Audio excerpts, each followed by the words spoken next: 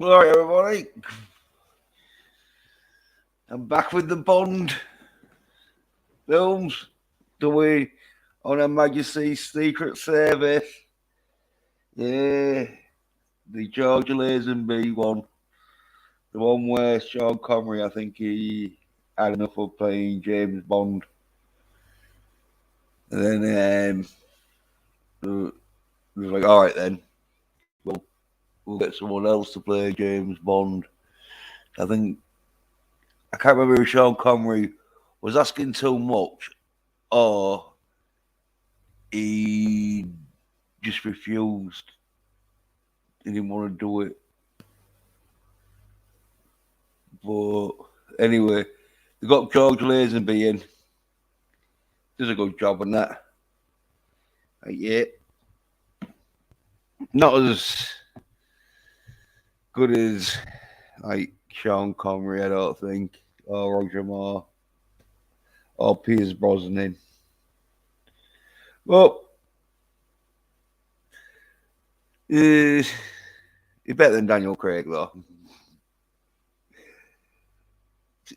It's a bit of a tie between him and Timothy Dalton, but definitely better than the Daniel Craig Bond. Just the one up, and he sort of like got like pumped up by his agent after, because he could have done his Diamonds Are Forever, I think the next film. But anyway, he could have done the next Bond film, but his agent said to George Lazenby, said, "Oh, you James Bond. You play James Bond. You can you can play any part now." And so he didn't want to play James Bond no more. So he only plays James Bond once. But great film, though. Great film. Got Telly Savalas in and that. Right. So we'll look at the cast. Yeah, here we go. Just got to share it.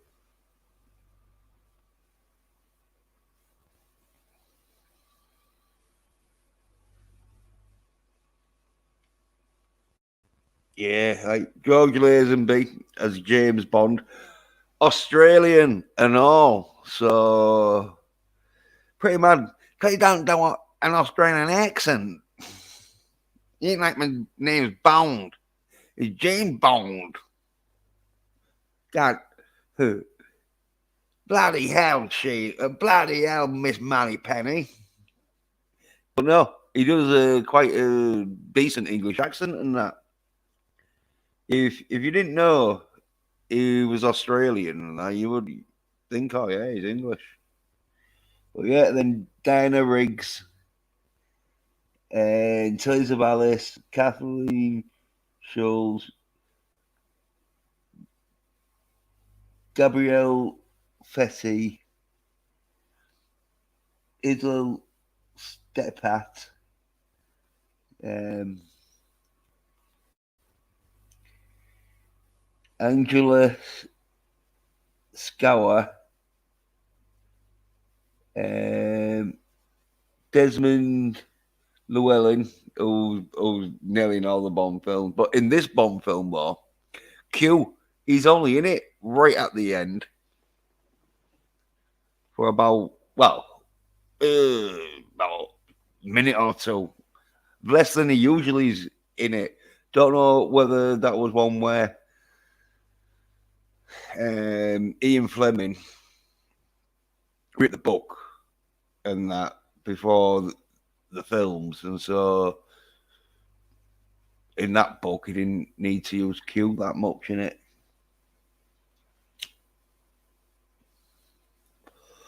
And then Lois Maxwell as Miss Moneypenny, and then Joanna Lumley, but she's in it for like, oh, well, she's probably in it for because she's one of the girls that's like Blofeld as a recruiting system for to release her infection and virus, and he has them like from all over the world and that. So she has a speaking line in it, but really she's hardly in it. Well, in fact, yeah, she Q's in it more than Anna Lumley. But then Bernard Lee as George Baker as Henry Bray. Oh, and yeah, Albert Broccoli, but I don't know what part he played, but apparently he's in it, and he's like the director in that sort of thing, so it might have had like a little cameo. Bernie Hosfeld, Julie H, Ingrid Blackback, Harriet, Ronnie, Ivan, Allen, Jenny Haley, Angoska, Hempel, Virginia North, Mona Chong, James Bree, Terence Mountain, Jeffrey Cheshire, Sally Sharan, Zara, Sylvia Hennequins, Bernard Russi, Henry Swollen, and Terence Morgan. So yeah, like loads of like these women in it because I say all there's like because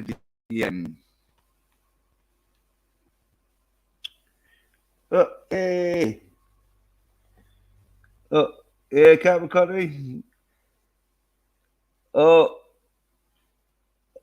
oh mass the best Bond film ever. Oh yeah, on a Majesty Secret Service. Yeah, well, I think it's Live and Let Die, the best Bond film, but um, it's it's got Patsy in it. Yeah, yeah, and oh yeah, and pop culture creator saying hello and that. Yeah, and I put back then. All right, pop culture creator. But yeah, you got Patsy and jo- Joanna Lumley from Ab Fab. But yeah, Diana Riggs and Joanna Lumley, they both was in Avengers.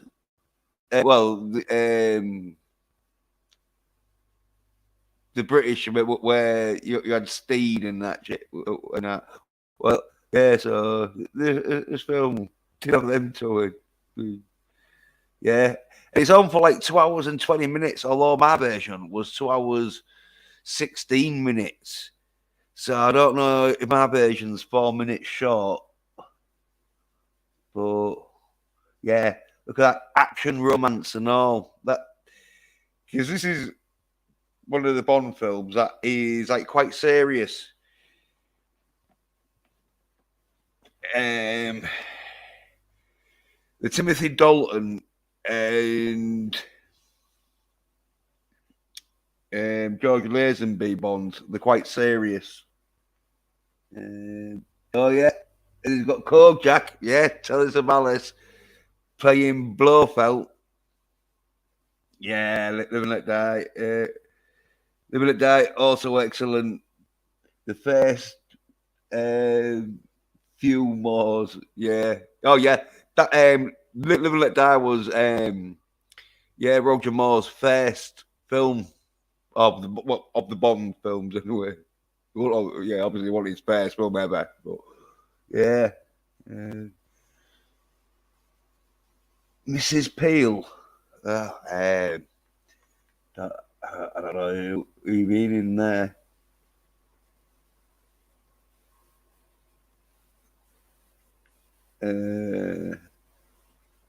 But yeah, great film though.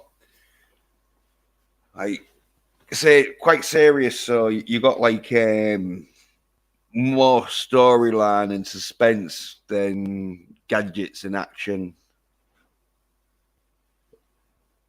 You have like more of an infiltration James Bond, where he's not blowing up air bases in little pilot jets that fly out of horses' asses, which I like, but you don't have this in the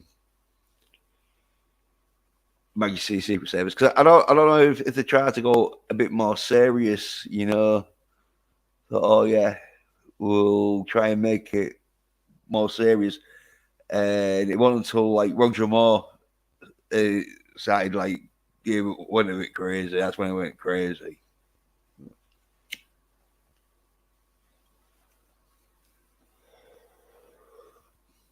Diana Riggs played Mrs. Peel in the Avengers.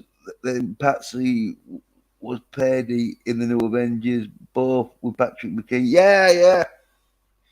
Yeah. Now I know what you mean by Mrs. Peel. I said, yeah, they're both in the Avengers, like with Steed. Um, Patrick McKee played Steed, wasn't it? His name. And then, yeah, and Paddy, yeah, the New Avengers. And Mrs. Peel, yeah, but yeah, and because there was that other dude, wasn't there, in the New Avengers who would help Paddy out. Oh, I forget his name now.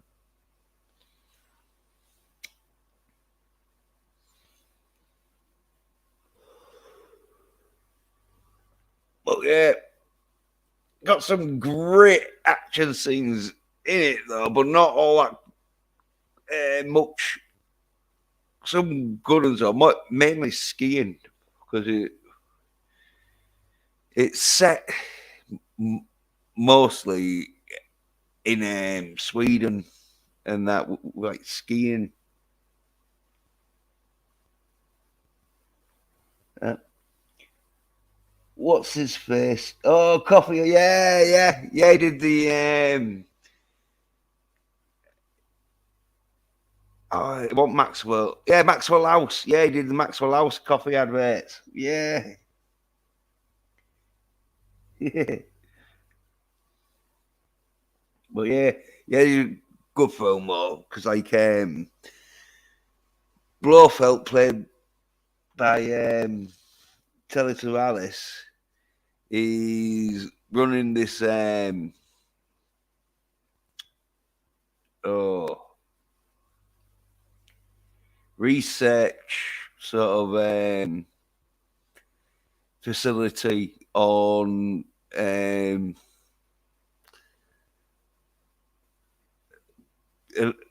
people are allergic to stuff and that, and so he's doing like psychology, sort of hypnotizing, and giving them drugs and all to help combat against the reaction they have that to whatever. And yeah, it finds out though that he's got them like hypnotized to open this um, perfume bottle with the um, virus that stops people from having kids and that. Hey Bond, who love you, baby? Yeah, yeah. It was a bit like that, but yeah, he was expecting Blofeld to bring out a lollipop and that. But yeah, he plays quite a good Blofeld, as in like he he gets into that sort of um, crazy ass fucking um, Bond bad guy sort of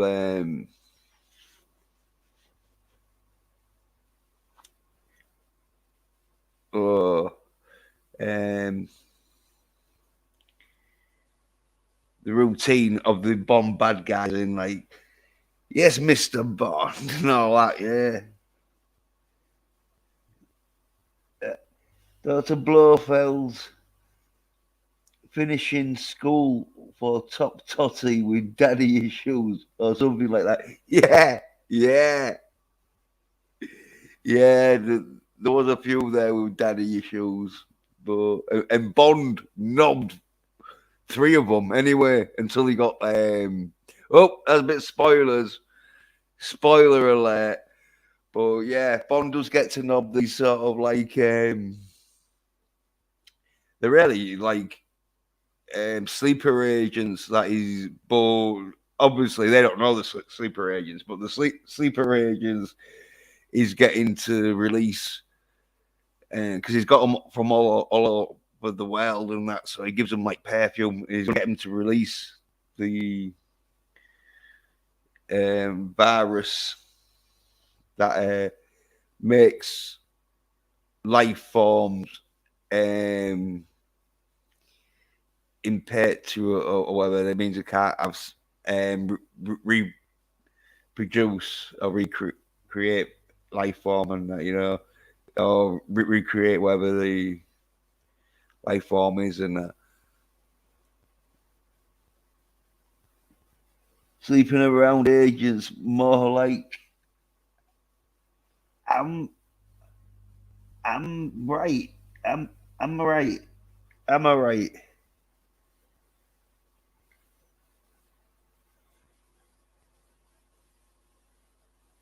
Yeah, yeah, you're right. You are right though. Yeah, they were sleeping around agents and that. Well, that's what Bond's job was because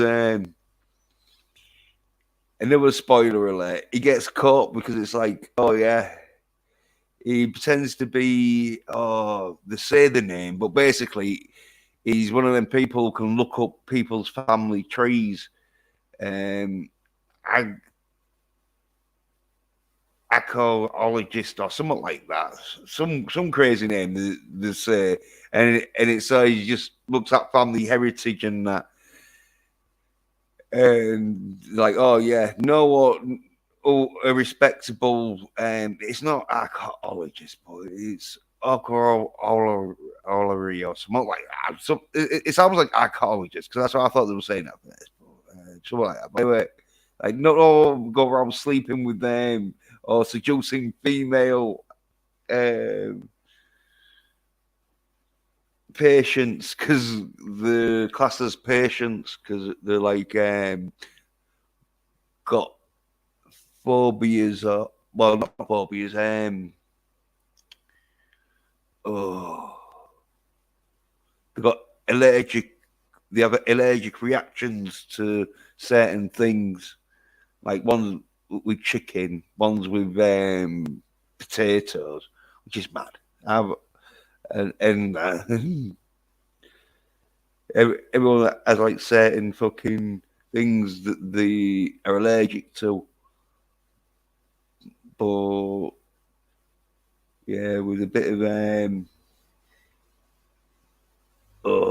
meditation and hypnotism with some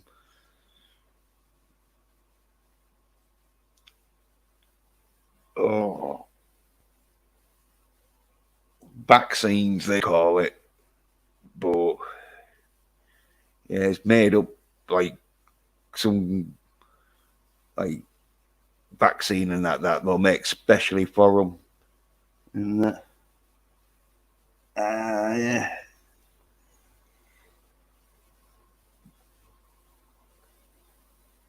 gynecologist, no,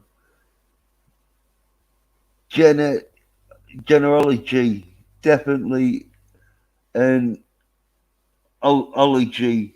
He's got an ology. Yeah, yeah, it was something like that. Yeah, where he was like, oh yeah, um, what's that website? Know your family, DNA.com or fucking whatever it's called. I forget what it's myfamilyhistory.com or whatever. And yeah, he's just basically one of them. Yeah, yeah, genealogy. So he's a genealogist. Yeah, yeah. Pickles! Yeah, Pickles one! Yeah.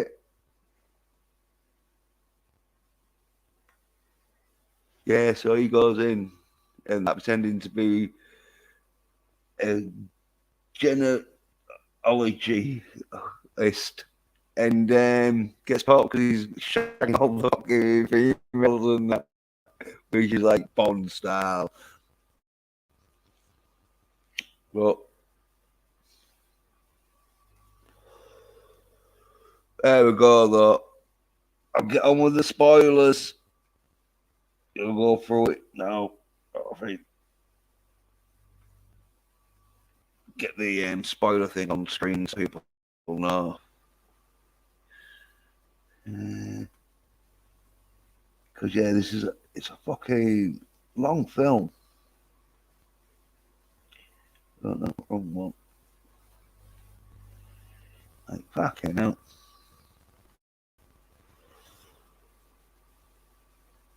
Well, yeah, you see this and all. He's paving at her tits. Like, yeah, she got a nice pair though. She ain't in it much neither. Well, she's in it, but she don't have much speaking lines. Obviously, she's in it. Yeah. Fucking. That's probably a photo shoot because they don't pose like that in the film. So it's not from the film. It's one of them photo shoots and that shit that they do for the film and that shit. George Lazenby's like, yeah. Look over here, George. You're not supposed to look at the camera, George. George is like, yeah. Anyway, let's go into the spoilers.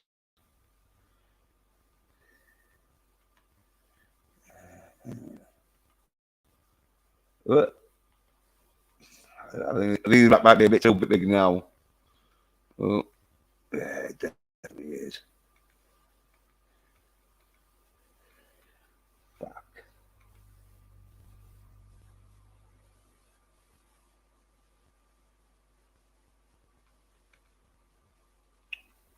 Yeah, it's a little bit too big.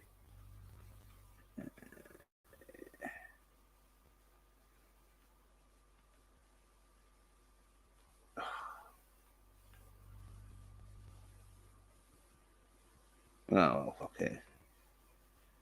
Yeah. There's spoilers there anyway, but just like, yeah, they were too. I should do one especially. But yeah, spoilers now. Right. So yeah, starts off quite boring. Well, for a Bond film, because it's in the London offices with M and Q, and they're talking about this fluff exploding pocket lint, but exploding pocket lint don't get used in the film. So I don't know really why like they're talking about it, but like do and then they're like, oh yeah, where's Bond and that, and then you see Bond driving his Austin Martin and that, and then another car overtakes him with the bed and that, and Diana Riggs as Tracy somewhat, but she stops in that because she overtakes Bond, and then she goes to throw herself in the sea, gonna drown herself. So Bond rushes out and that and grabs her, stops her from drowning. Well, then these two dudes attack Bond, and you don't know this when you're watching it from the start, but you know later on you find out that it's a sort of like bodyguards or fucking a dad sort of like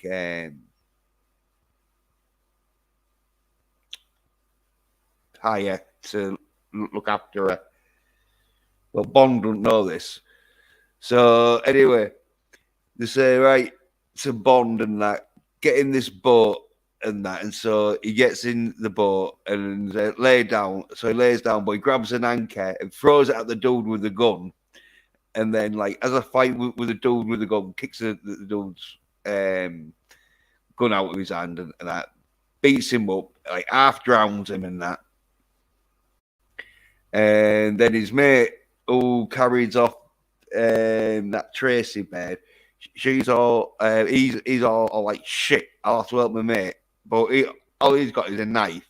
So Bond beats the shout of him, and then like the Tracy bed, she oh no, then the other dude who half drowned, he gets up and that, tries to beat Bond up, but Bond beats him up with a oar paddle. Then the other dude who beat up with a knife, he tries beating him up, but he just gets thrown into some netting.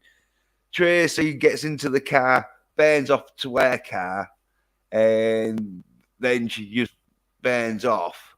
And then you see sort of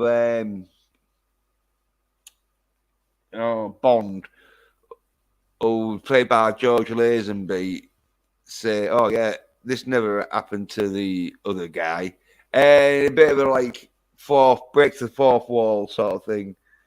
And that. And some people, that's why I think some people think, oh yeah, Bond's just a number, but no, it was just a sort of like nod to say, oh yeah, we've changed Bond. Obviously, you can tell that this isn't Sean Connery and that, because Bond, because the intro comes on Majesty Secret Service and that, like do do do do do do do, sort of like a bit of a theatrical, and then you see like screenshots sort of thing from Doctor No, Russia with Love, and Goldfinger and that. And so it's saying, look, it's still James Bond. It's just that we've changed the dude, but it's still James Bond. It's not another dude playing. Well, it's another dude playing James Bond, but it's still supposed to be James Bond from the other episodes you see. We've just had to change the dude.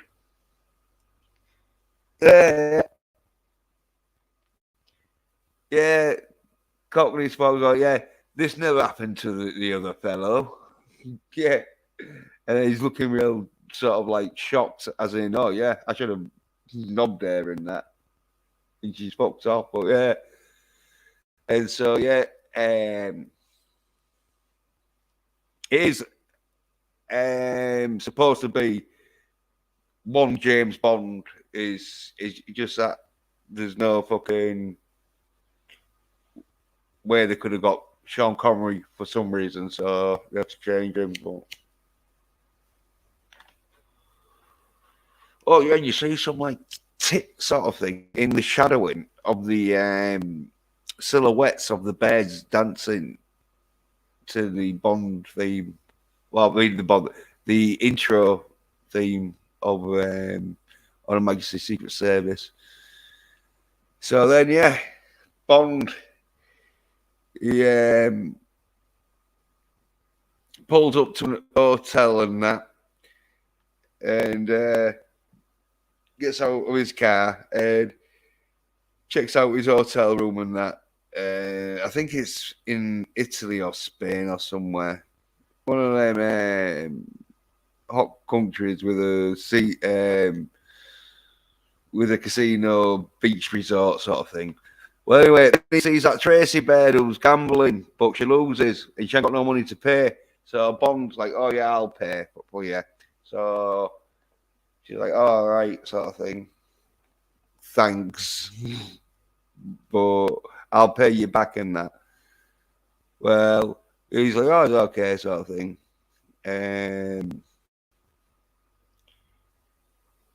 Like, fucking, you don't have to, Right. So anyway, she gives him his hotel key room and that. And he's like, all right, yeah. Send some champagne up and that. And then, like, yeah, when he gets in there, there's a big black dude who starts to beat the shit out. This is a pretty good fight scene.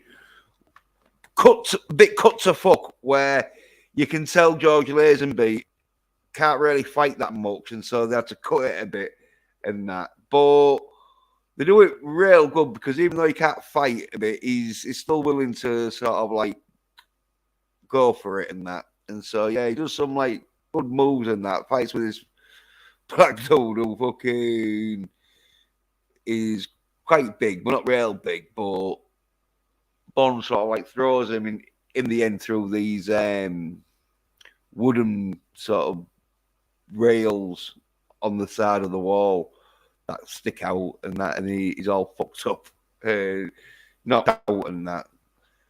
And then Bond just sort of like walks out of the hotel room. Before that though, he gets a bit of beluga caviar and that, and like, all right, yeah, and then walks out. Yeah, say the fight scene was good though. Not the greatest, but anyway. So then he goes back to his hotel room and that, and like checks, like, puts his coat down, don't check the room, and then that Tracy Bates there grabs his gun. Well, anyway, she's pointing at him and that, and then he sort of like talks to her and then grabs it off her and starts twisting her arm a bit, and she's all like, "You hating me and all this?" And he's like, "Oh yeah, I can be more persuasive and all," because he wants to know who she's in that and why she fucking had a dude in a room trying to beat him up and that. But she says, "Oh yeah, she don't know," and so Bond's like, "All right then, well, get dressed anyway," because you don't really trust her much, sort of thing. Because every time he's been with her, he's getting beaten up and that. Well, anyway, she lays down and that, and then they get talking, and then he shags her. And then the next day, he gets up, and she's gone. And you're all like, all right. And then the money's there that he owed it, and they're going to go for a game of golf because he's got his golfing clubs. But then the big black dude and that we was fighting with, and some other dudes, like, get him to get in a car where they take him to. Oh, yeah, bud. Yeah, bud. Yeah. Yeah. Just got to the beginning bit sort of thing of on the Majesty Secret Service, yeah. They're saying, yeah, they're like take him in this car to this place where just before they take him into the room, he beats them up and then goes into the room with a knife because he took a knife off one of them and that. Another cut is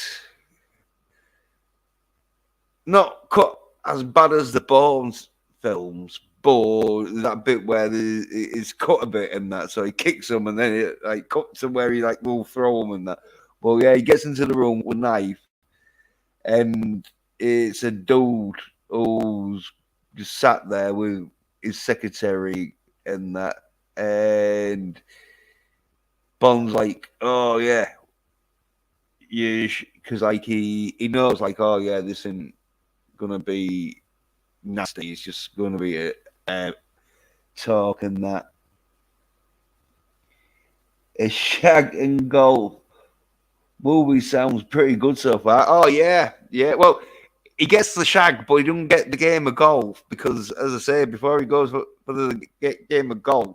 These dudes get him to go into this car, with a gun, because they're like, oh yeah, we want you to see our boss, and well, they don't tell him, but they are taking him to see the boss. Well, when he gets to see the boss, he's in there with a knife and that, because he beats up the dudes before he goes into the room, and then the dudes all like, oh yeah, so you're Mr. Bond and that, and so yeah, and then he throws the knife at a wooden calendar, and he hits a number. I forget what date he hits, but then it's like, oh yeah, how you? I thought you was good. It's the 13th today, and Bond's like, oh well, I'm superstitious and that. He got a hole in one the night before. Yeah. Oh, you want to wear later on? He gets like at least 2 holes in one night, and but that's later on in the story. But yeah, this is probably one of the Bond's films where he probably shags the most beds in this, I think, because usually he'll shag 1 or 2 beds, and this is shags about 4 beds, I think. But anyway, so yeah. In fact, yeah, it is 4 beds and shags in this film. So anyway, it finds out like the boss dude, it's his daughter who this Tracy is, and the dude wants Bond to date his daughter because he's like, oh yeah, she seems excited again, and that, and she's so lively and that, and so keep dating her and that, because she might like want to marry you and all this shit.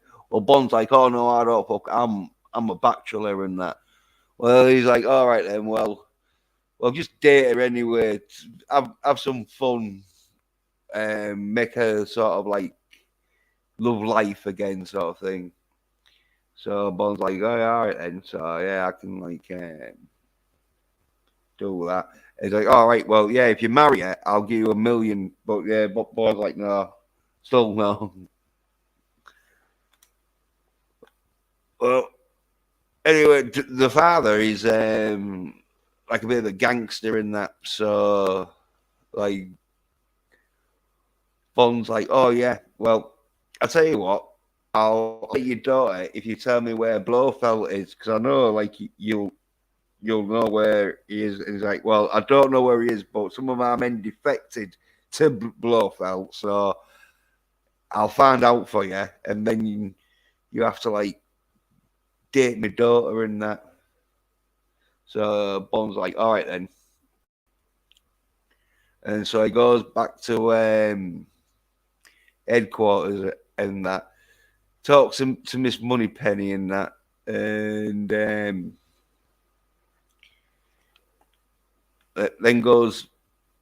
talks to M.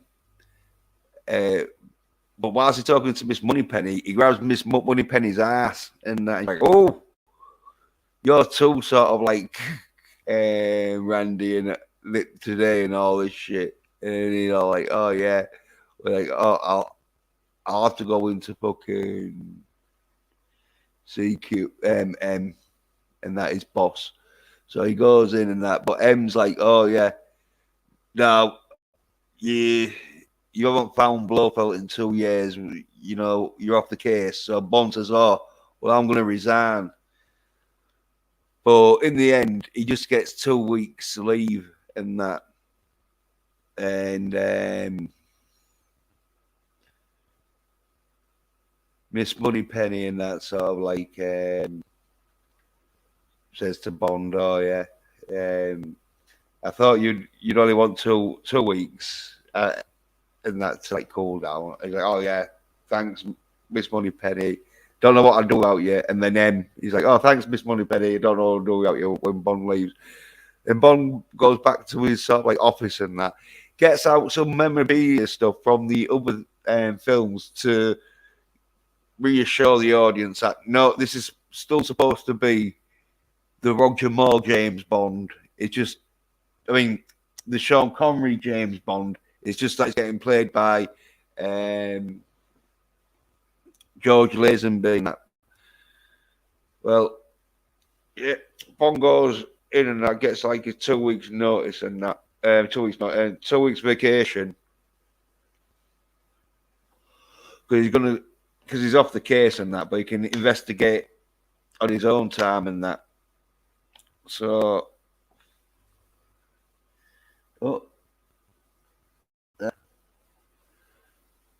you can't fire me. I quit. Yeah. Well, it was one of them, but Miss Moneypenny sort of tells them to give, instead of giving Bond his resignation, fucking just give him like a 2 weeks holiday. So anyway, Bond's like, right, yeah, I'm off, sort of thing. And then you see that Tracy Baird, she's in a car and that, driving up to a dad's ranch that he's got with, because there's bullfightings and horses and everything and that. Don't know exactly where it is. Don't know if it's Spain, Portugal. Well, it got filmed in Portugal, but I don't know if it's supposed to be in Spain or Italy or Portugal. Not quite sure. But she gets there in that, and then there's Bond, because like, oh yeah, it's a big sort of like arena and that. It's like, because he's supposed to be like a big sort of gangster and that, so he's got a big mansion and that with a big sort of ranch that he's got a bullfighting arena in there, sort of thing, or a rodeo ranch, depending on like what you're going to use it for. But anyway, she gets there in that, and then she sees Bond, and then she's all like, "Oh, what you doing here?" sort of thing. And you're like, "Oh, right, well, I know your dad and that, and come to see you," sort of thing, and that. And she's all like, "Oh, well, you sort of wasting your time or whatever. I fucking don't really care or whatever." And then she starts talking to the secretary, her dad's secretary, and the secretary starts telling him about, oh yeah, she Bond and that, but then she knows she's lying, because it's like she knows her dad, and she knows her dad doesn't know Bond, and so she knows there's something going on and that. Well, they're like sort of get talking and that, and then they find out, oh yeah, Bond just wants to know where Blofeld is. So she tells her dad to tell Bond where Blofeld is. So he tells him and that, and then she's like, right, well, you can leave. But Bond doesn't leave. He chases after her, and he's like, oh no, I want to be with you. And so then they have a bit of a lovers sort of like bit, because this is where it turns into a bit of a love story where fucking they go on like a minute fucking montage of dates. Like they have about 3 or 4 dates that the montage of a minute of a bit of chick flick and that. But anyway, there you see him like driving with the dad in a car and that. And then Bond's like, oh yeah, he don't know where Blofeld is, but the dad told him where Blofeld's not lawyer, but solicitor. I think it's the solicitor of Blofeld is got some office in Paris or London or somewhere. I forget exactly where and that, but he goes into the office and that, and breaks in and that, and then there's a construction site going on, and there's a dude who's like an agent who's helping Bond. Or when he sees Bond open the doors to the windows, which is on a patio that leads onto a patio. The dude gets a crane with this safe cracking machine, which is about as big as a organ. Well, no, well, it's in a suitcase that's like twice as big as a normal suitcase. So yeah, it's not real big, but it's not small. So it gets craned, lifted up there, and that, and then Bond, he's sort of like fucking sets the machine up and that, and it's taking a bit to crack the safe and that, which is like a bit crazy because in the film before it or the one before that, Sean Connery's Bond, he has a safe cracking machine that's about as big as a phone. And so I don't know why the technology all of a sudden got a bit bigger, but it's got a photocopying machine on it and all. So instead of taking pictures, it just photocopies the documents out of the safe that he needs to crack. But whilst he's waiting for the safe to like, it takes like a fucking couple of minutes and that. He starts reading this Playboy magazine and that. And then he's all like, oh yeah, looking at the centerfold and that shit. And then, oh yeah, the safe gets cracked open. And then he sort of like, right, photocopies the fucking documents and that. And then puts the machine back in its case, puts the case back onto the crane, sort of.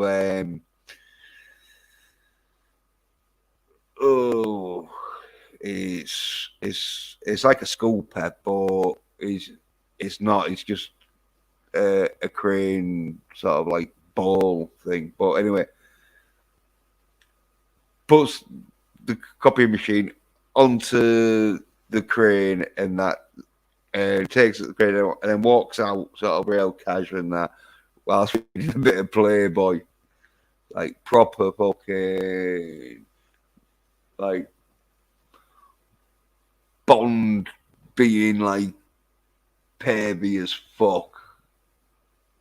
Yeah. He don't care. He's walking in public reading a Playboy. Well, anyway, then he goes to CM where he has to go to his home because he's on leave and that, and so he can't go to the office no more.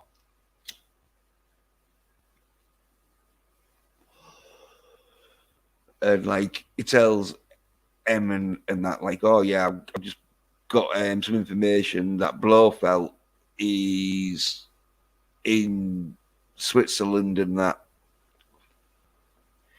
and he's claiming to be Blofont, I think it is. Well, anyway, Bond gets his like identity changed to be this now Cockney Spock said it, genealogist.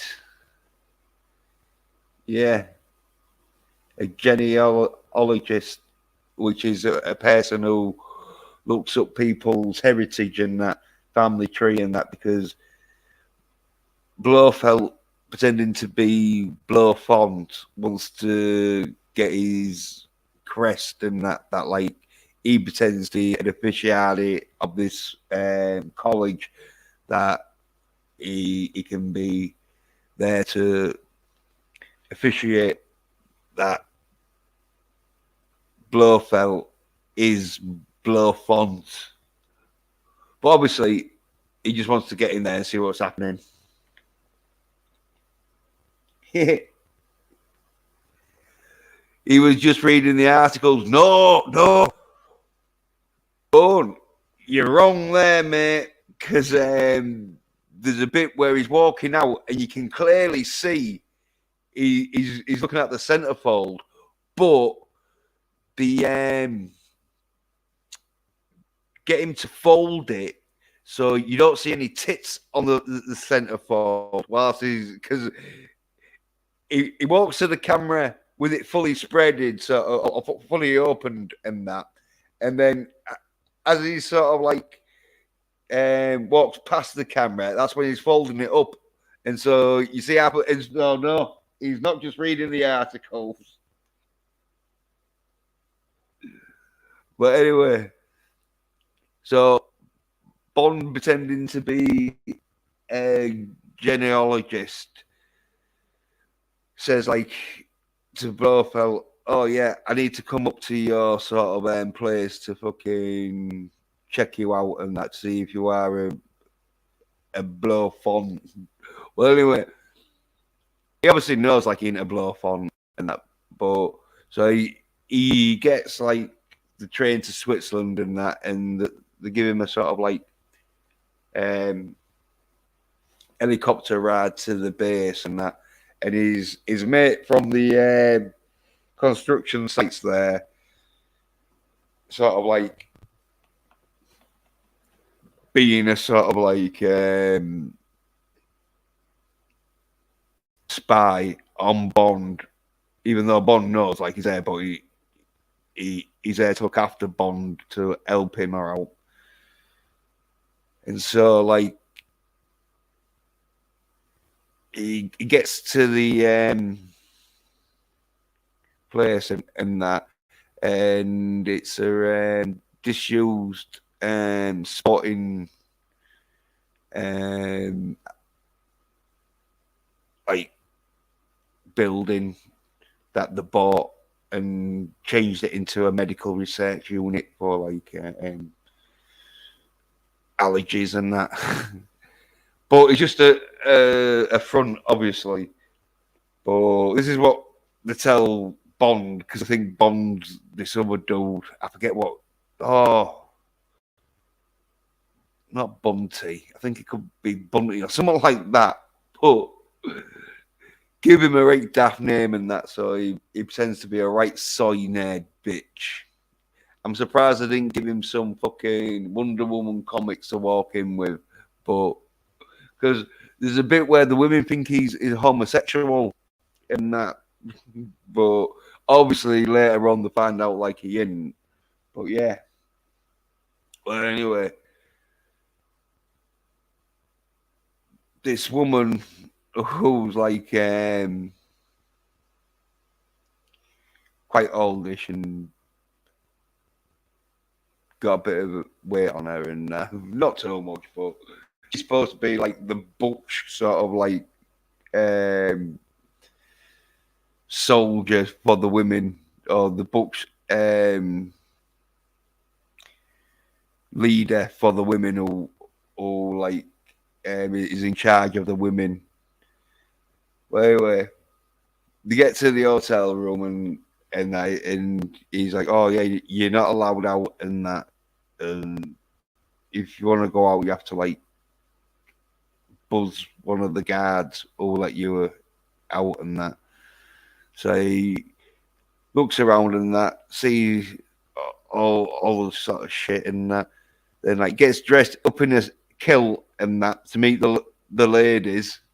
And this is where I think they might have said to Sean Connery, "Oh yeah, we'll put you in a kilt so you can show that you're Scottish," but he didn't do it, so they just put George Lazenby in a kilt and that. Well, yeah.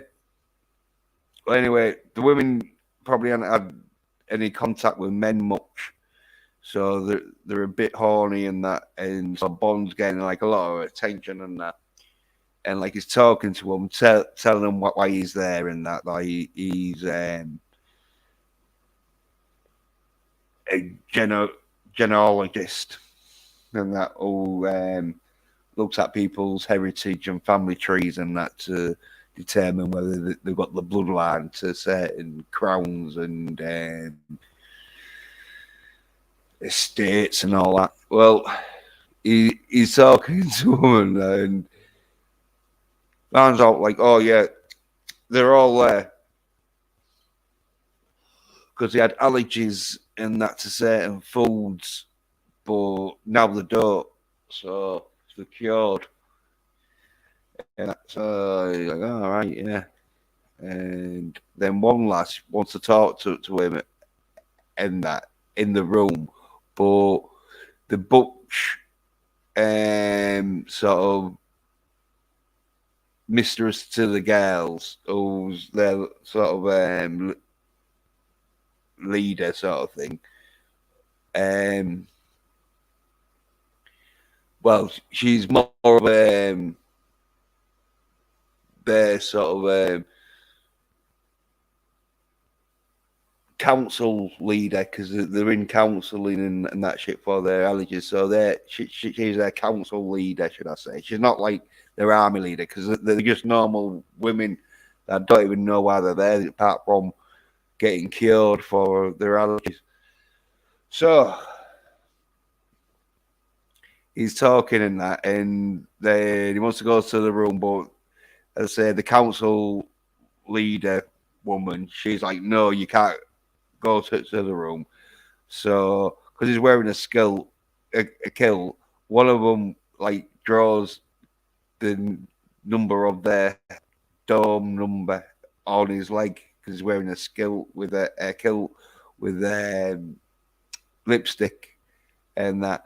So as where Bond's like, yeah, I, I'm I'm like feeling a bit stiff because she's like, the lady's like, "Are you all right, Mister Bond?" Like, oh yeah, I'm just feeling a bit stiff, got a bit of a stiff shoulder and that. Yeah, do a Bond fucking like Bond moment thing and that. Well, anyway, Bond goes back to his fucking room and that, and fucking oh no, he don't. He goes to see Blofeld, who's calling himself Blofond, and apparently because he looks like Telly Savalas now, he cut off his earlobes and must be sort of like having a bit of tanning pills. But anyway,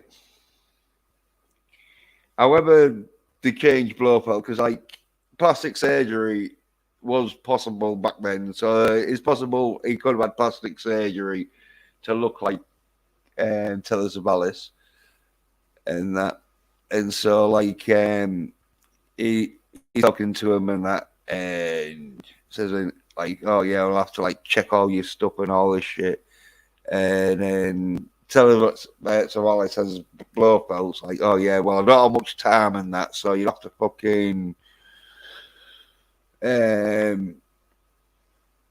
forgive me if I fucking don't see you much and that because I'm a busy man. But we'll try and help all we can to get you the evidence you need.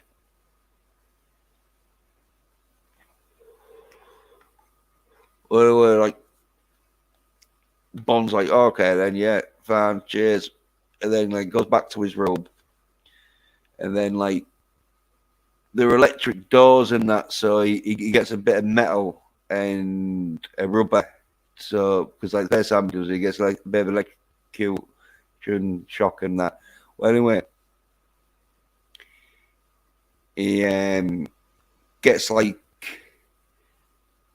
a rubber and well, a razor for the American audience, but we call them a rubber, which is just what you rub out pencil mistakes and that. Well, anyway, he does that so then he can like open the door and that, and he goes see her who put the number 8 on, like knobs her in that, and he's like, oh yeah, talk about like stuff and that, and she's all like, oh yeah, fucking, I'll tell you shit and that. So he like finds out like she's from Lancashire, somewhere in Lancashire. I forget where. She says she's from Lancashire, but anyway. Yeah. Kojak was in a Bond film. Who Loves Your Baby? Yeah, this one. This is the Bond film he's in. Tell us about it. Yeah. But yeah, anyway, he nobs like this bird who had a chicken sort of disease. But later on, like the talking and that, and then these lights come on that's above a room that Terry Savalas as Blofeld puts in tapes where he's giving them submissible sort of hypnotic messages that like now you love chicken and that when you in all this shit. But it's so like they do sleeper agents. He's slowly like brainwashing them, but they don't know it. But he slowly is brainwashing them to be like sleeper agents that are going to let off a virus and that. Well, anyway, she's having none of it because she wants to go back to sort of like meditation sort of thing and that. So like Bond's like, oh, all right then, well I'll leave, you know. So like, because she's just blanking him out because she needs to have a daily sort of hypnotic advice for her to not be allergic to chicken. Well, anyway, Bond goes back to his room, and this is where Bond has to do 2 holes in one night, where he fucking gets it back into his room, and then there's another bed there, and he's like, "Oh, hello," and that. How did you get in? And he's like, "Oh yeah, I use a nail file, or and that," and so like, "Oh right, yeah, well." I'm sure we can like discuss some things and that. He's like, oh yeah, well, like first of all, we'll just have a bit of a shag. And so yeah, he has to shag her. So Bond's like, oh yeah, fucking. He says something on the lines of, oh yeah, you'll have to be amazing, sort of thing, because he's already had one shag. He's like, what did you say? And oh yeah, it's so funny. I don't know your name, sort of thing. But yeah. But anyway, he shags her in that because he's on a Majesty Secret Service, so he's doing it for Queen and Country. Yeah. Well, with the golf hole reference. So yeah, and like after Bond shag day, it's the next day sort of thing, and his mate who's helping him sort of like tries to get up to the top bit where they are, but it's sealed off and private, and so he gets told to fuck off and that. They won't let him up the ski lift, you know, well, ski lift tram car thing, you know, where cable car. And like, no, it's private. You can fuck off. You can't use this cable car. So anyway, he's like, all right, and yeah, okay then. And Bond's playing like it's a cross between Skittles and curling, I think. But anyway, they're calling it curling, and so they're playing a bit of curling and that, and Bond's talking to Blofeld and that, and then he sees like his mate getting carted off because he tried climbing up the side of the cliff and that did some rock climbing and that, but the guard shot at him and like carried him off, and then he sees like Bond's all right and that, so like he's willing to leave and that, so he leaves and that, and Blofeld's telling him, oh, yeah, don't come up here and that, you know, you're not allowed, it's private and that. And then like Bond does a bit of like talking, saying, "Oh yeah, a bit crazy and that." But then he goes back to his room, and as he was playing,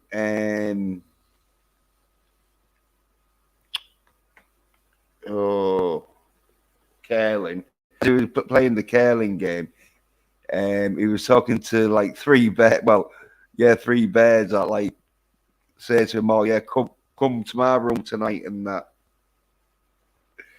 And so he's got one at 8, one at 9, and one at 10. And I don't know if he'd knobbed the one at 10, but I'm thinking he must have. But maybe he only knobbed 3 of them, and she never got knobbed. She was just hoping she was going to get knobbed that night. But when he goes to the first bed, though, there's the like female book leader, sort of fucking team leader there, who like grabs him in that, and as she grabs him, some henchman smacks him on the back of the head and knocks him out and that.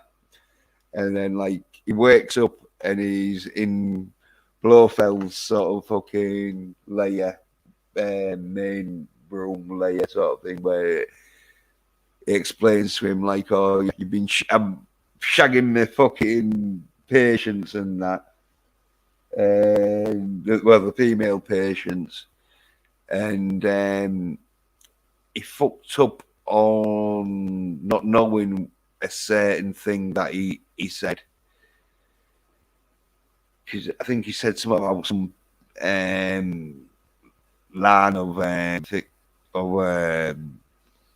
heritage came from somewhere where it didn't, and Bond should have known that if he was a gynecologist sort of thing, but he didn't, and so like yeah, and so Blofeld is like, right, I've caught you in that. You'll be pretty good to keep around just to fucking tell the fucking authorities and that how serious I am, and like what my capabilities are, because he wants to like bribe him for his immunity from his crimes, and he's threatening to like let off this virus that kills the reproductive organs in life forms, any life form, and that. So yeah, he gets Bond and that, and puts him in the cable car sort of bit where, oh yeah, but before that though, he shows him his mate who was rock climbing and that, and he's up dead and frozen and that. They locked him in the cable car sort of where the cranks are, and it's like the cable car sort of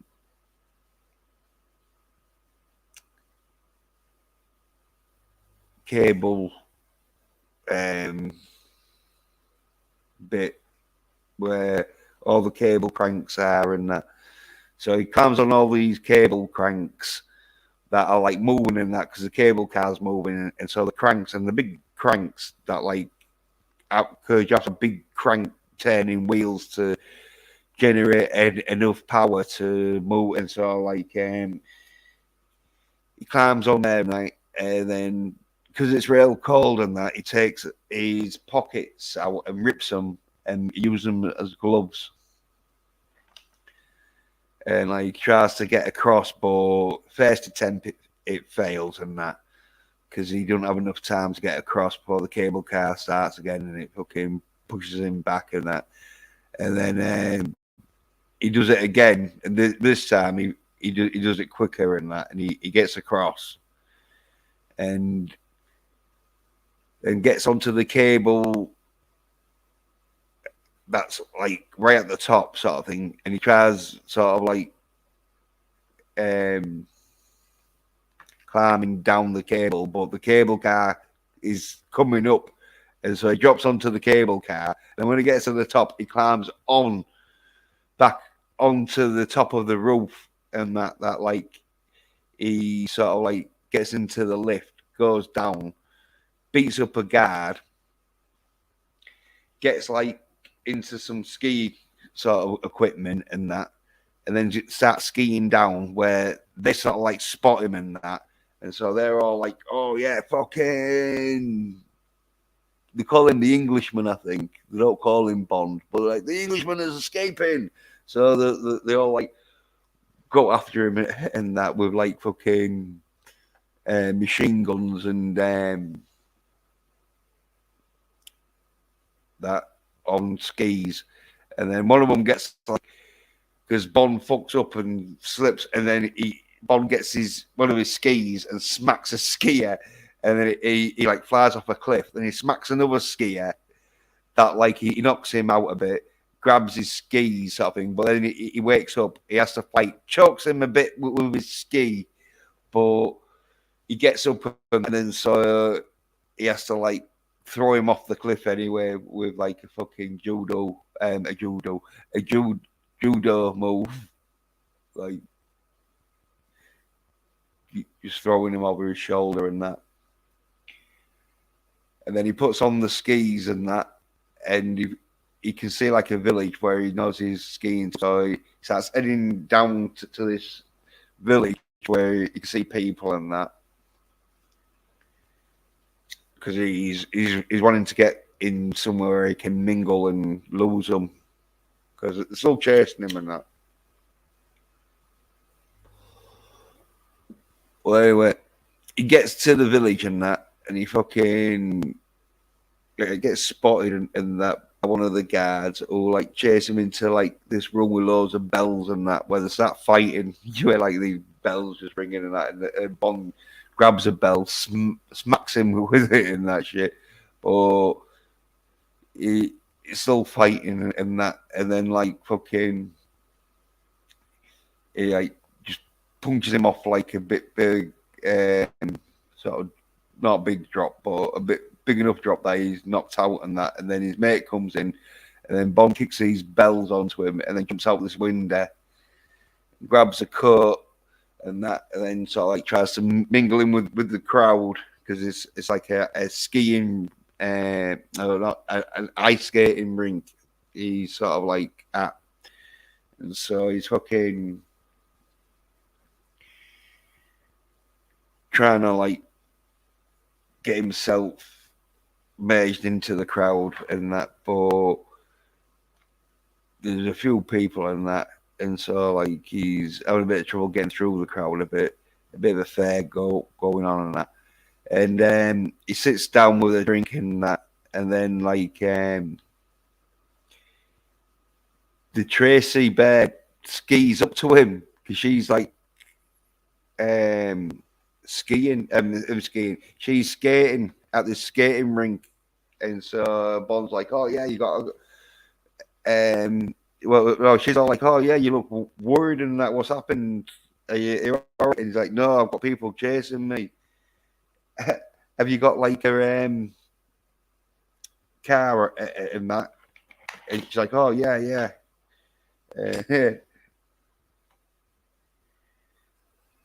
Judo, chop, and skis.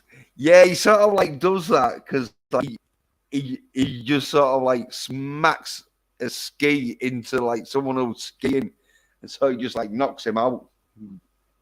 Yeah. Well, anyway, they get into the car and that, and then they get spotted and that. So fucking, they're like bearing off real fast, and it's snowing and that. Oh, it's not snowing. It's on snowy tracks though a bit, because it's all in Sweden or Switzerland, somewhere it's snowing anyway. So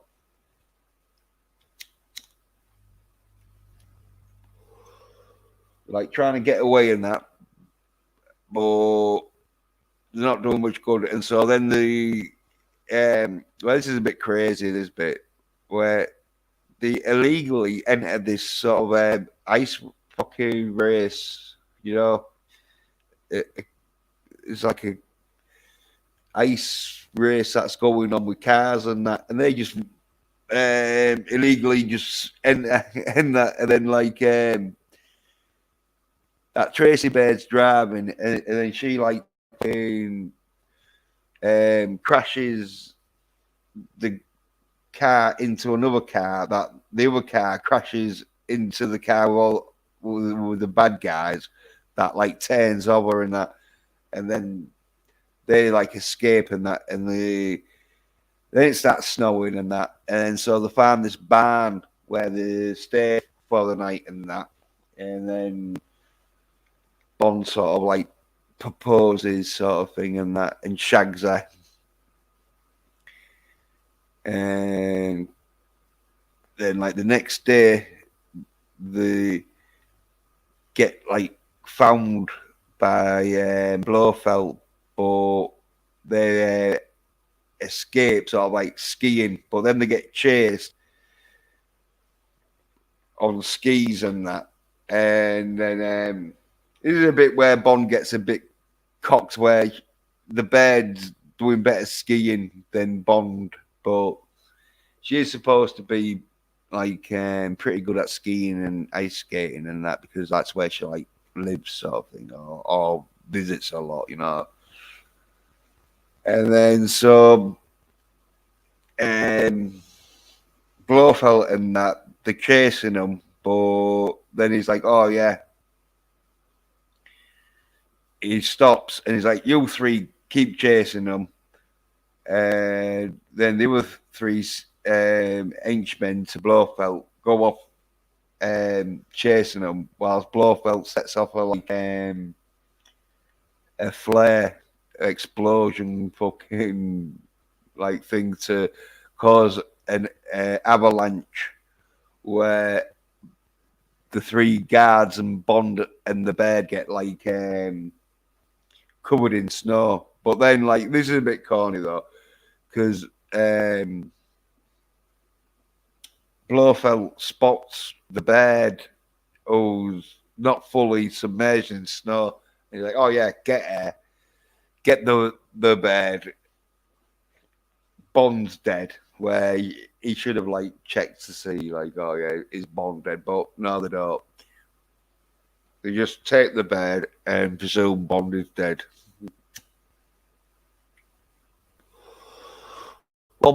Goes back to M and that headquarters, and M's like, oh well, there's no you can do, you know, like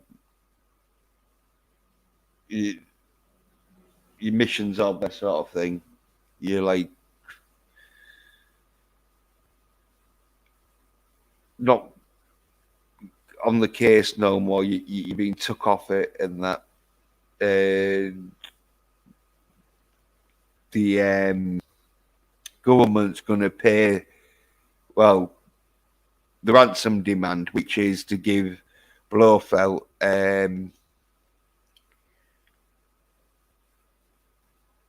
immunity from his crimes that he's committed. So Bond's like, all right then. Well, I'll have to phone up Dad, and so he phones up that Tracy's dad, who's like a fucking gangster, fucking like import, export, and all that shit. He's got like loads of money in that, and so like he's got like some helicopters and that like they go to the base, and the base is like saying to him, look, you get out of our area or you're gonna get shot down and that shit. But they're like, oh no, we're an Italian fucking Red Cross fucking emergency fucking unit that we need to get these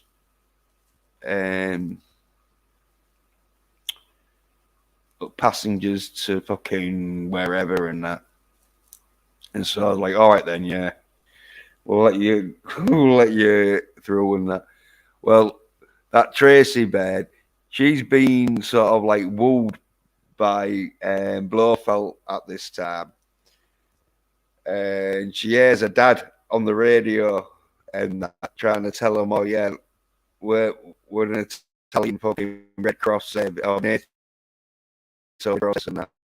We need to invade your rest base because an emergency. We've got to save some lives and that. So, oh yeah, all right then. Well, anyway,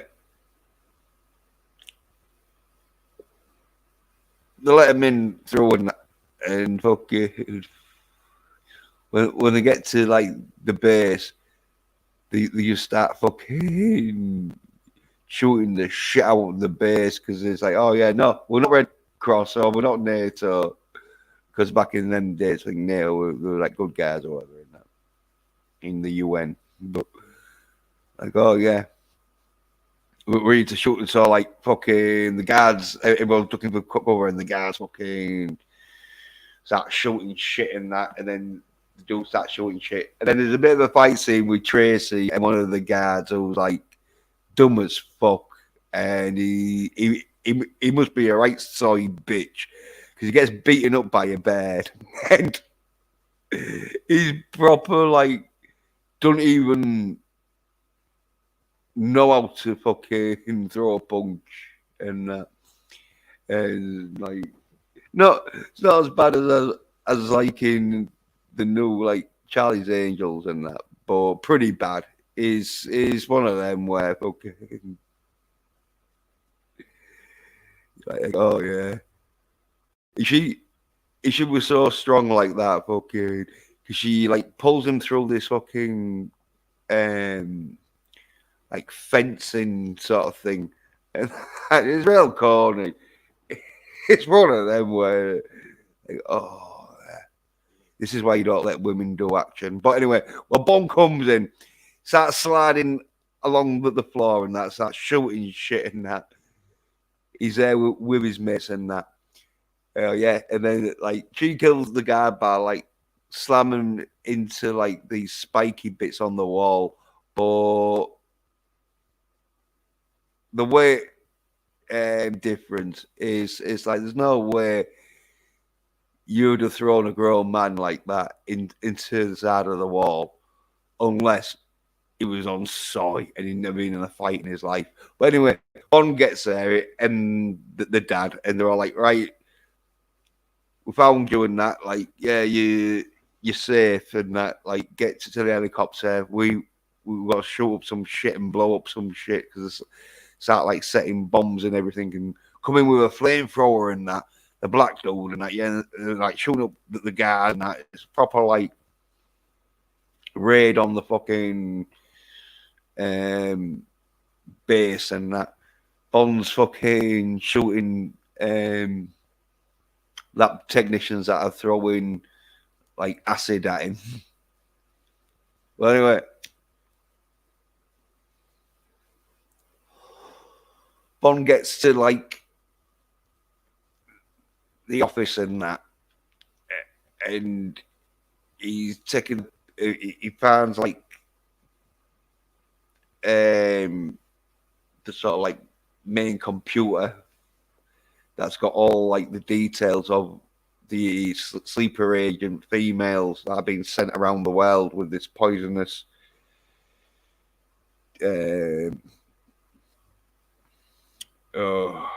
virus that they're going to release when Blofeld gave the order because he's given them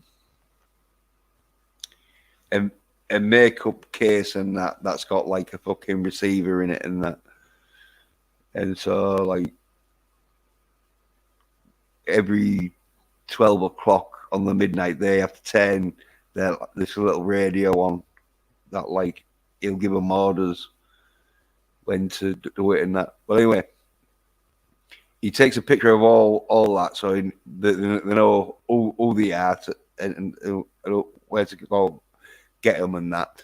And then fucking that Tracy Baird wants to go back, but her dad like punches her out because he's like, no, it's too dangerous there. Well, anyway, they fuck off in the helicopter, and they said that the bombs and that, and Bond's like chasing after Blofeld. Oh, he goes down these tunnels and that, and then gets to uh, like door sort of thing where you have to have like a 10-foot jump onto to the snow to get like out of there, and then it explodes and that, and Bond's like falling after him, and then they get to these bobsleigh carts. Oh no, there's a bit where the fucking goes over like the snow bridge that collapsed with that Bond just jumps and like makes it, but only just in that, and then like slides down and that, and then like Blofeld gets on a bobcat down the fucking slalom fucking the track and that, and Bond gets into one to chase him and that, and then is like a fucking bobcat fight where fucking Bond catches up to him and that.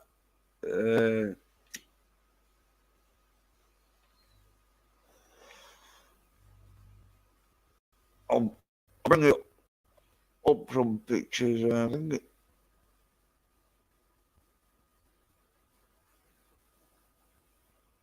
it's called a bobcat.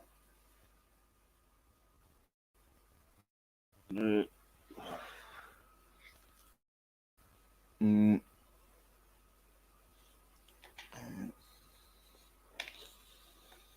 What?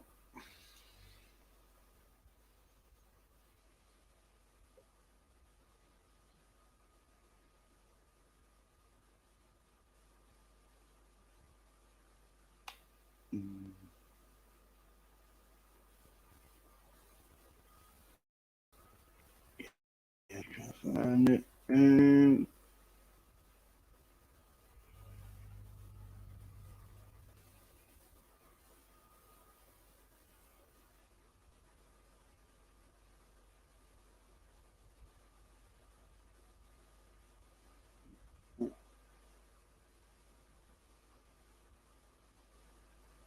I think it's called.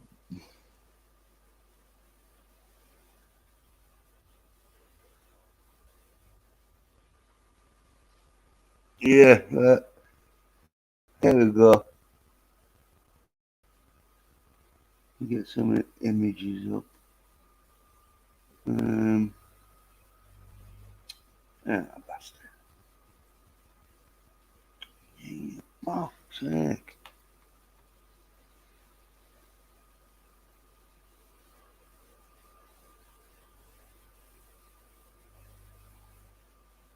Oh. That's on Cool Runnings. What the fuck are they in Cool Runnings? I'm trying to fucking.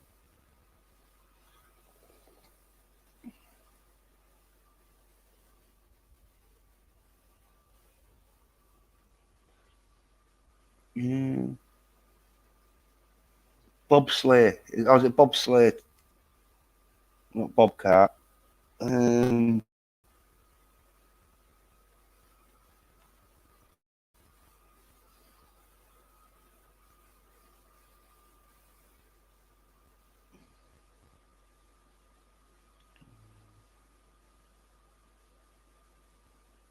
yeah, bobsleigh. That's it. It's not bobcat. Bobsleigh. Yeah.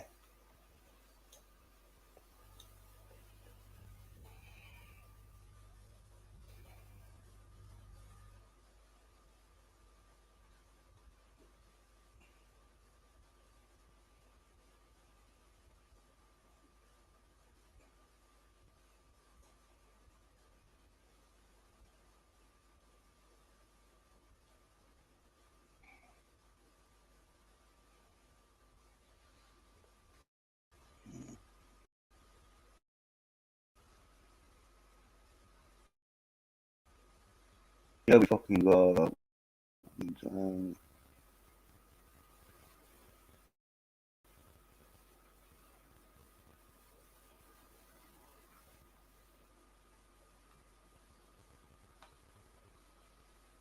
Here we go. So, in case anyone didn't know what a bobsleigh was, um,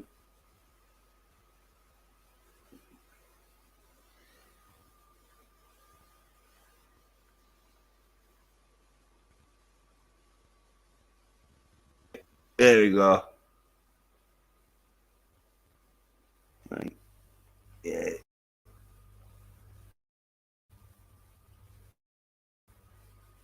And there's Blofeld. We're fighting there where Blofeld's got Bond's head, his yellow helmet, scraping along the side and that.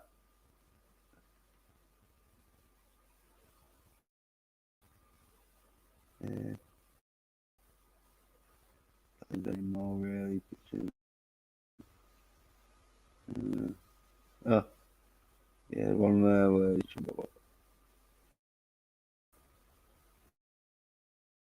But yeah, anyway,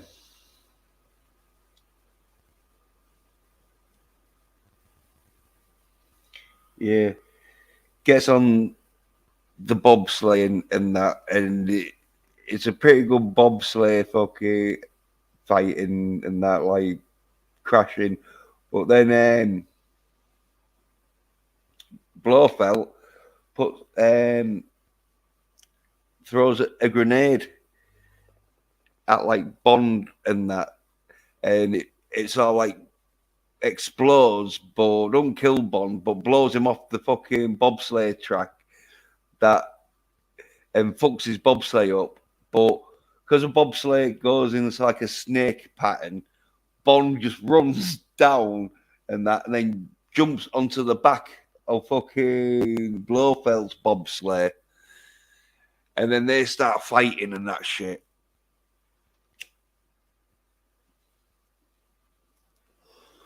As you can see with that picture where Blofeld's got Bond's head sort of scraping along the fucking ice and that shit, and like there was a bit of a gunfight and all before that when they was chasing each other. Pretty good sort of like fight scene and that on bobsleighs because they're supposed to be an all like going at like fucking 80 miles per hour or whatever, you know, where these bobsleighs fucking reach. And so like fucking supposed to be real action packed fucking fast action fighting and all this shit, which is they do a pretty good job. It's cut on that, but that's because like yeah, there's no way you could have filmed that fight scene like in one shot sort of thing because there's so much action in that. Well, yeah, Bond like gets punched back onto like the bobsleigh, and then like Blofeld's like punching the shit out of him, but he doesn't see like a tree branch coming up, and so Bond like pushes him up, and then Blofeld's he's supposed to like broke his neck and that on this sort of tree branch, and he's sort of like hanging there, sort of thing, and like Bond's like flies off with, and he tries to brake, but the brake cable fucking snaps and that, so he burns off and that, and fucking flies off the edge. But luckily enough, he jumps off and that, and then this is a bit of a daft part. Instead of fucking going back to check fucking Blofeld is dead, he don't. He like plays around with a Saint Bernard dog that he wants some brandy off. So anyway, yeah, so done the bobcat, fucking, oh, bobsleigh, shall I say? I don't know. I think they're called bobcats, but they're known as bobsleighs.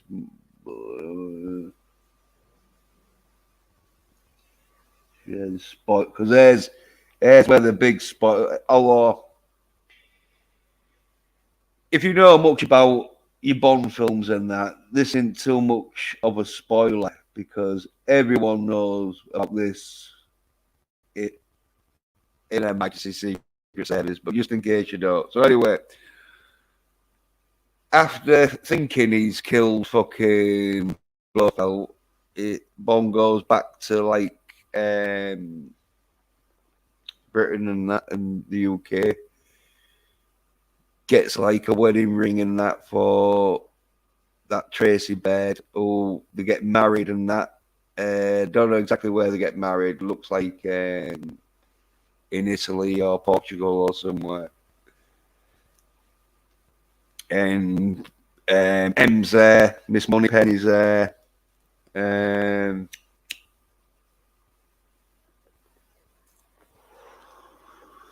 Q's there. Everyone's sort of like there, sort of thing. The dad's there and that, and so yeah, and even the big black dude who was flamethrowing people, he's there.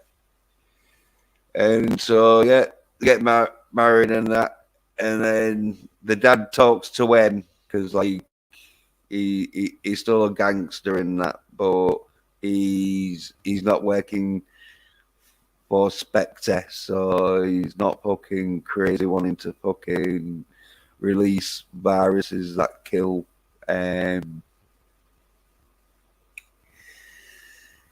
the reproduction organs in living creatures. So they have a little bit of a talk. And then Q has a little bit of a talk saying, oh, yeah, you done well here, son. You usually piss me off, but this time you done well. You married a great girl and all that. So, the dad gives Bond the £1 million, but Bond gives him back. And then Miss Moneypenny's crying a bit. And then they like drive off and that. And then some people drive by taking the piss out of the flowers on the car, saying, oh, yeah, just buy flowers or whatever, you know. And so Bond pulled over to fucking take off the flowers and that. And whilst he's taking off the flowers, fucking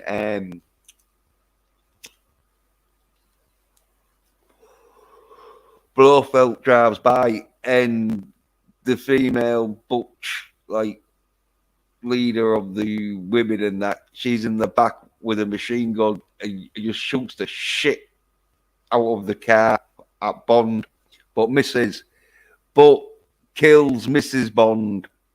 And then James Bond gets in, realizes she's dead, and he's all like, oh no, she's dead. She's just resting because the cop pulls up, and he's all like, oh no, we got all the time in the world. And through all of this film, you were like, we have all the time in the world, but the end tune is not we have all the time in the world or my version. I think they might have done a version where they did put we have all the time in the world. That is a sport in the Winter Olympics. Yeah, bobsled. Oh, sleigh.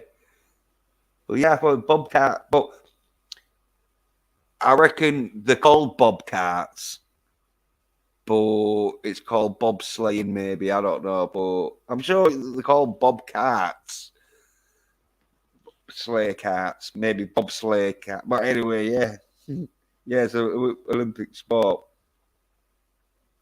Yeah, and then it ends with like the down, down, down, down, down, down, down, down, down, down. So yeah,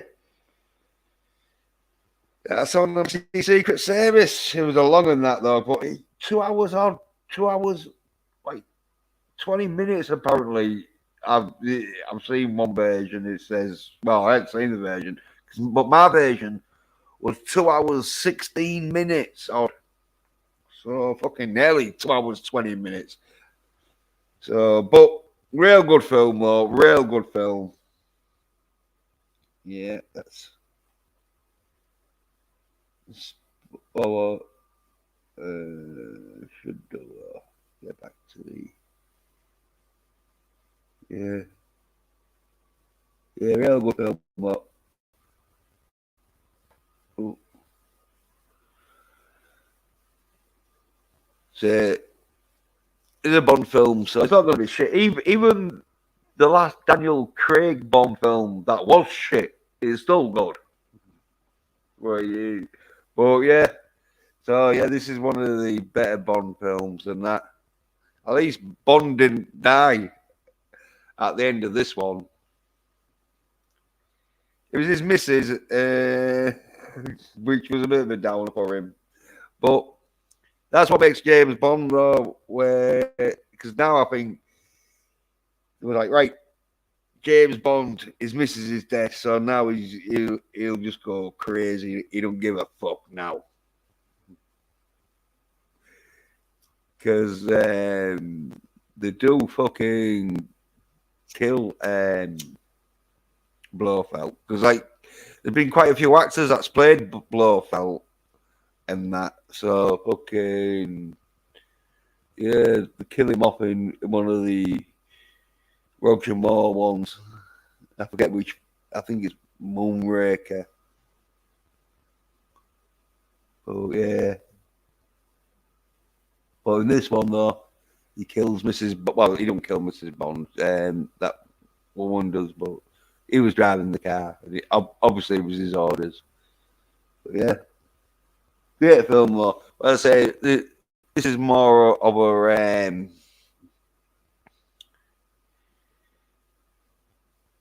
like thriller, spy thrillerish, so more realistic. Because if you don't like Bond films because they're a bit too fucking crazy ass with the Roger Moore ones, which I personally like, because I prefer the more crazy fucking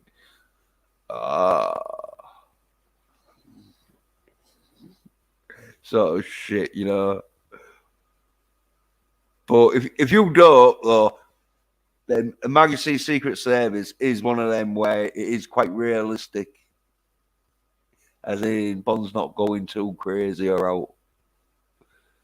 And there's no gadgets in this, apart from exploding pocket lint, which didn't even get used for some reason. But anyway, yeah.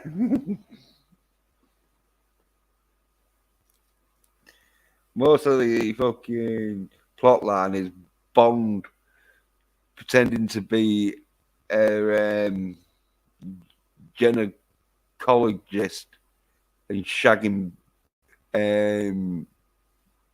these beds of our patients and Blofelds. Like research centre, as they call it. So health research centre. They're like pretending it is, but obviously it isn't.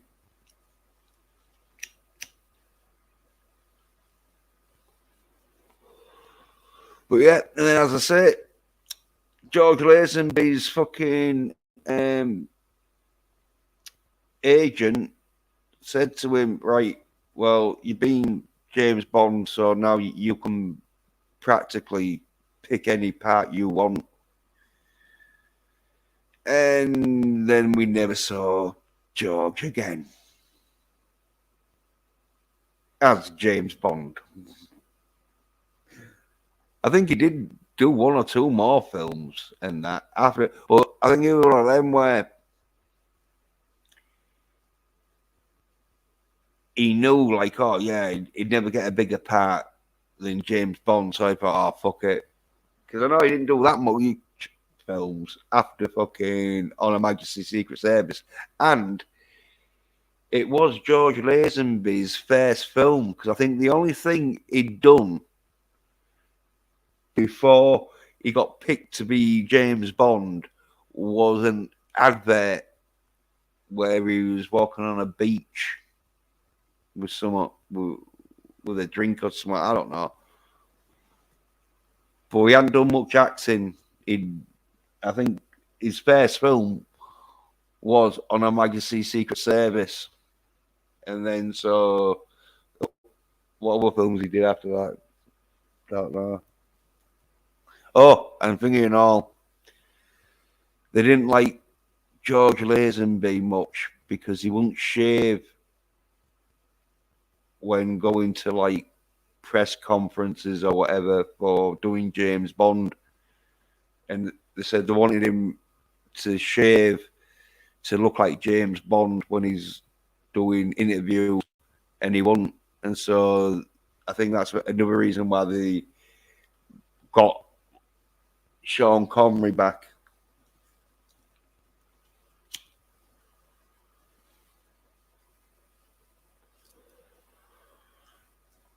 But yeah, great film though. Great film. Like, got some good action bits in it and that. Half decent fight scenes. As I say, I don't think George Lazenby, because it was his first film and that, so I don't think George Lazenby had done much fighting and that. The cut, like the Born Supremacy and Born Identity films. But still good though. Yeah, cheers, Born. It's nice with you. Yeah, man. Oh yeah, well, it was spoilers. I have the sort of film. I've got all of them on DVD. So when I'm doing the spoilers, I've just got it on the TV and I just fast forward it. And oh yeah, then I pretty much know the film and that, because it's like, oh yeah, I won't forget bits, even though I do now and again. But yeah, but this one is a long one though. As I say, I think it might be the fucking longest Bond film, because I know Bond films usually are nearly 2 hours long, but this is like 2 hours fucking. Well, my version was 2 hours 16 minutes. It might have been one of them where it's like, right, yeah. Well, after an hour and 50 minutes, like, yeah, as long as it's on for an hour and 50 minutes, you don't have to get any longer than that. Because even films today, you'll get the odd few films that are like 3 hours and 2 hours and 2.5 hours, but usually they're about that 2 hour mark, just under. Oh yeah.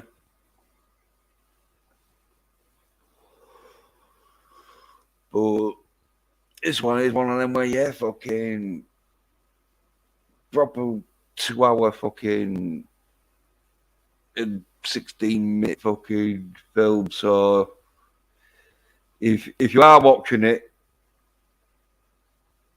make sure you got at least 2.5 hours spare, because you want that like extra 15 minutes or 10 minutes to make a cup of tea or coffee or hot chocolate or something halfway through. It's like, oh, need an hour, need a drink.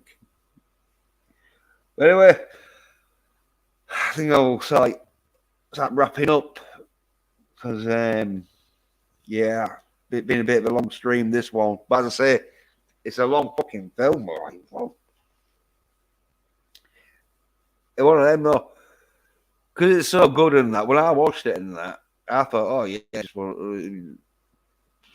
in that long, because it was quite good. Like, you're getting entertained. But yeah, when you look at the time, because you have to like schedule it, and it's like, oh fucking hell, 2 hours 16 minutes. Wow. But yeah, good film though. Good fucking film. Because like the Bond films and all, they should be really cheap on the internet. Fucking maybe about $3 to $4 each. You pay for them. Although you can get the box set probably for about $50. But yeah, you can get them like, well, maybe about $70 a box set. But yeah, you can get the Bond films quite cheap though, because usually on the internet, there'll be people who have bought box sets, but maybe one of the two of the fucking discs got fucked up or whatever, and so they might buy another box set and then give away them fucking DVDs to charity shops or whatever. And so, like, there's loads of them usually around.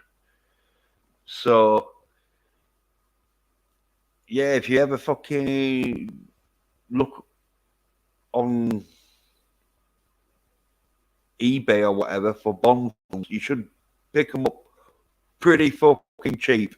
The only fucking one that ain't cheap is Never Say Never, and that's because it won an MGM. It was a Canon, and so that's pretty rare to find. It's not because you don't get that in the box set. It's not. Never Say Never is not part of the box set because it won an MGM, and so. But all the rest of the Bond films, like you should be, and especially I noticed the Daniel Craig ones, you get them pretty fucking cheap because they didn't really fucking do much, as in like people didn't really buy much of them. But anyway, I'll start wrapping up. So yeah, thanks to Pop Culture Creator. Cheers, man. Whopping in. Oh, yeah.